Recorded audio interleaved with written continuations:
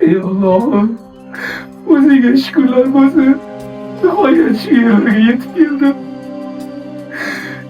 Shu yerga yetib kelishimga sababchi bo'lgan avvalo o'zim, qolaversa aka-ukalarim, hammalarini umrlarini uzoq qilgin.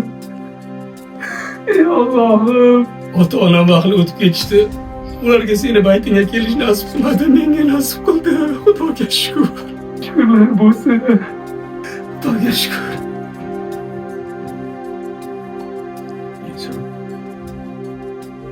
Nima qilyapsan? Kel do'stim. Yaxshimisan? Qani o'tirchi. Marhamat. Yangilik bor. Qanaqa yangilik? Umraga ketyapman. Umraga? Yaxshi, xursandman. Lekin bu nima qilgan? Umraga ketishga tayyorgarlik ko'ryapman. Umraga shuncha tayyorgarlik ko'rgan odamni ko'rganman-ku, lekin sandakasini ko'rmagan ekanman. Manga nima? Ka'batullohni oldida bilasanmi qancha odam bo'ladi?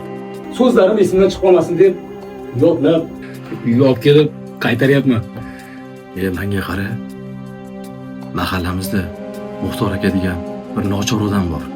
Undan ko'ra o'shani jo'natsang bo'lmaydimi? Ikki hissa umra savobini olgan bo'larding. Nima deganing bu? Farzandi bo'lmasa ay mendami? Qancha qiynalib pul topganman axir. Shuncha yig'ib topganimda endi nima ana hayotiy Muxtor akaga berib yuboramanmi? Ha, qancha odam qiynalib yuribdi. Bilasanmi? Agar borib kelib, mana shu so'zlarimni yodlab, u yerda videoga olib Instagramga qo'yadigan bo'lsam, bilasanmi, qancha prosmotr bo'ladi, qancha like keladi. Qolaversa, rekka chiqadi. Hammani e'tibori menda bo'ladi. Keyin hamma biladi, umraga borib ketdi deyshadi. Umraga borib kelsang, odamlarning muomalasi ham senga nisbatan o'zgarib qoladi-da. Bunaqa so'zlar o'rniga salovatlar yodlasang bo'lardi.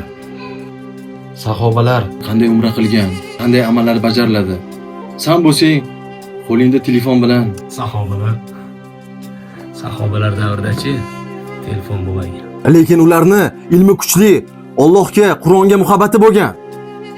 Ibodatlarini payg'ambarimiz Muhammad Mustafa sallallohu alayhi va sallam aytganlaridek, faqat Alloh uchun qilishgan. Sanga o'xshab riyo uchun qilishmagan. Sadqa yordam ketgan. Do'stim,